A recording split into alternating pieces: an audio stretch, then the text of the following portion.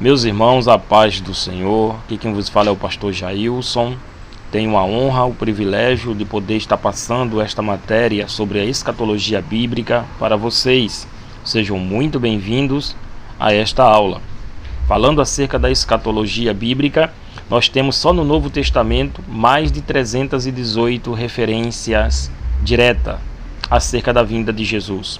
Só em 4 livros não temos nenhuma referência acerca da vinda de Jesus. São eles: a Epístola aos Gálatas, a Epístola a Filemon, segunda e terceira Epístola de João.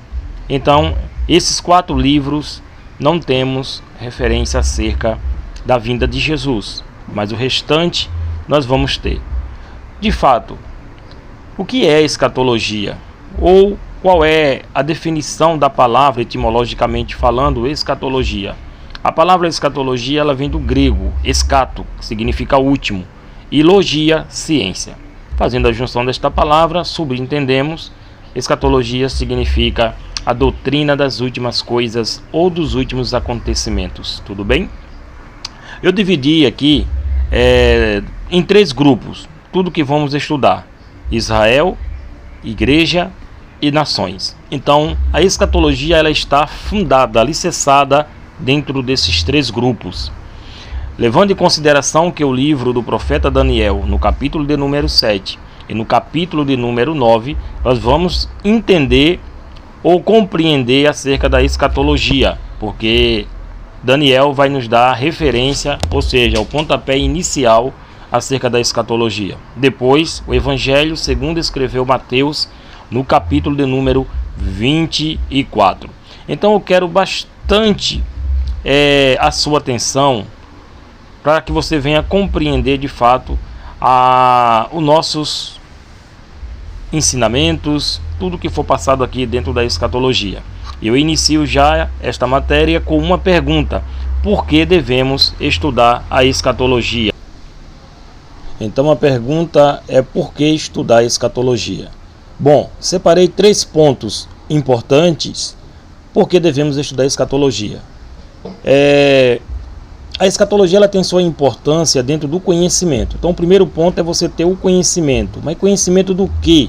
Acerca das profecias. Você tem que conhecer as profecias para que assim você venha compreender a escatologia.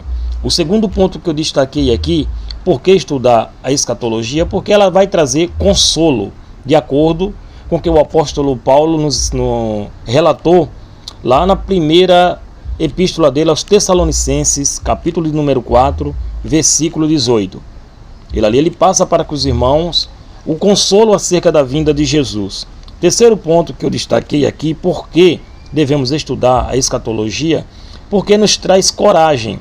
É isto mesmo, porque nos traz coragem. E dentro desse contexto, segundo a história, mediante o Império Romano, na época de Nero, havia uma mulher por nome de Felicidade. Esta mulher ela tinha 4 filhos e não tinha marido. E a história vai dizer que Felicidade ela foi ordenada a comparecer perante o imperador em Roma.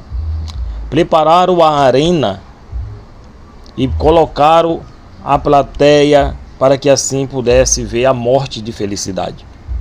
E o decreto foi: Felicidade, nega esse Jesus e salva os teus filhos. E ela respondeu para o imperador, falou: jamais eu negarei.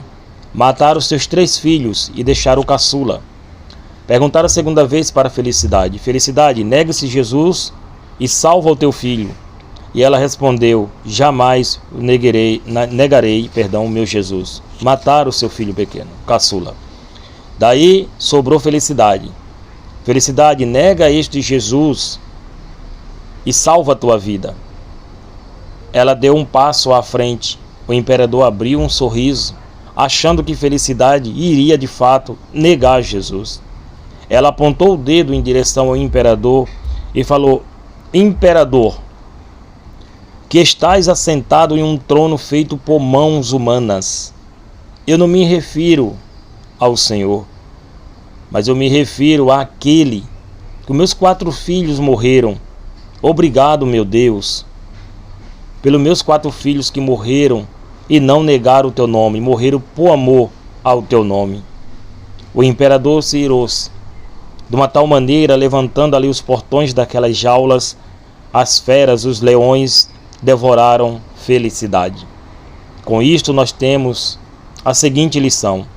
E quando Paulo escreve a segunda carta dele a Timóteo, capítulo 2 e versículo 15, um texto bastante conhecido ao nosso ver, Paulo diz: procura-te apresentar-te a Deus aprovado, como obreiro que maneje bem a palavra da verdade e não tenha do que se envergonhar.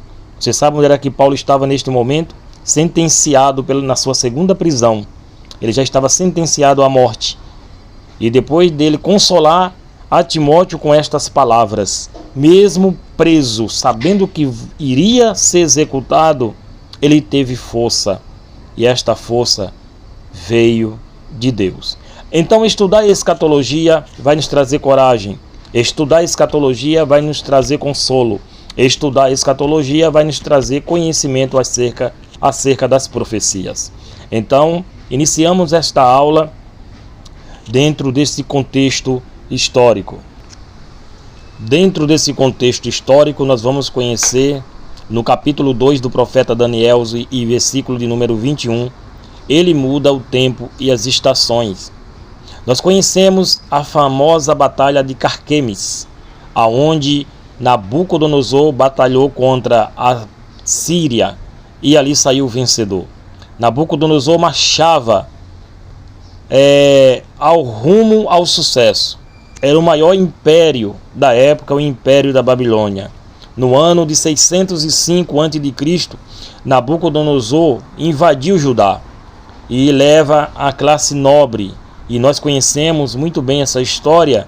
Dentro dessa classe nobre, nós conhecemos alguns jovens, como Misael, Azarias, Ananias e Daniel.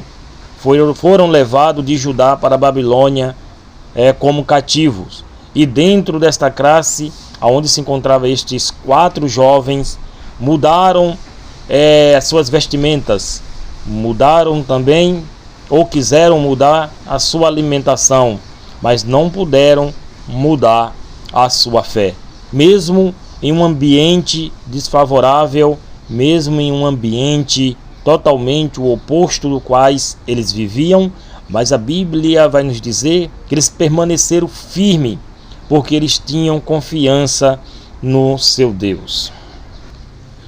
E dentro desse contexto, ou dentro desta história, nós vamos entender que certo dia, ou certa feita, Nabucodonosor, ele teve um sonho e se perturbou muito com aquele sonho, porque ninguém no Império da Babilônia conseguiram interpretar, nem os astrólogos, os feiticeiros, os magos, os adivinhos e todas as classes que haviam ali de divindades não puderam dar a interpretação deste sonho para Nabucodonosor, aonde ele se irou-se muito. Portanto, o jovem Daniel estava ali, preparado, Deus o preparou, dando a interpretação deste sonho para Nabucodonosor. E depois que ele dá essa interpretação deste sonho para Nabucodonosor, a história começa a mudar. E lembrando que, mediante a interpretação qual Daniel deu para Nabucodonosor, foi-lhe proposto bens, como honraria, por ter interpretado o sonho do Nabucodonosor. Mas Daniel não aceitou. Ele falou: rei, fica com a tua prata, fica com as tuas vestes, fica com o teu ouro, mas o que eu recebi de graça eu vos dou. E deu a interpretação para o rei Nabucodonosor. E daí em diante, após essa interpretação, nós vamos ver também que Israel estava assim sendo punido por Deus, por sua desobediência. Era uma maneira de Deus usar o império, e nós vamos estar estudando através das nações, o que Deus fez através dos reinos, como o sonho que Daniel interpretou da estátua, o qual Nabucodonosor ele viu, aonde tinha sua cabeça de ouro, aonde tinha seu peito, e braços se referindo ao império do Medos-Persas, né, e o tórax. E nós vamos observar a cabeça se referindo ao ouro, a prata, né, o peito com os braços se referindo ali à prata, o tórax se referindo ao bronze, as pernas e os pés se referindo ao barro. E cada um representando ali um reino. E nós vamos ver e perceber que cada reino teve a sua influência entre o povo de Israel, porque na verdade a semente do Gênesis 3,15 estava na Babilônia, e Deus precisava tirar esta semente para assim cumprir a sua profecia.